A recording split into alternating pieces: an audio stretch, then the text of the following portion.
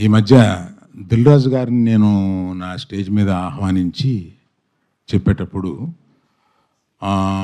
నేను రామ్ చరణ్ని తగ్గించాను అన్న ఒక అభియోగంతో నన్ను చాలా ట్రోల్ చేశారు. మీ అందరికీ తెలుసు. దాని మీద సీనియర్ విలేకరి గారు నన్ను ప్రశ్నిస్తే మిగతా అందరూ ఆ సందర్భం కరెక్ట్ కాదని నేను మళ్ళీ చెప్తానండి, ఇప్పుడు వద్దు, ఇప్పుడు నేను కామెంట్ చేయలేను అన్నాను.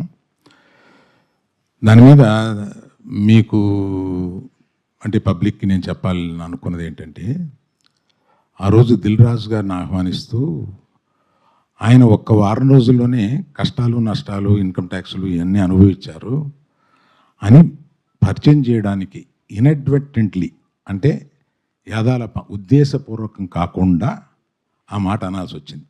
దానికి మెగా అభిమానులు చాలా ఫీల్ అయ్యి దాన్ని ట్రోల్ చేసి నన్ను ట్రోల్ చేసి చేశారు.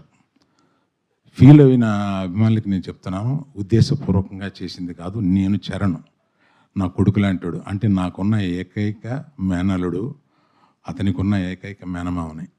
అందుకని ఎమోషనల్గా చెప్తున్నాను, ప్లీజ్ లీవ్ అస్ బిహైండ్.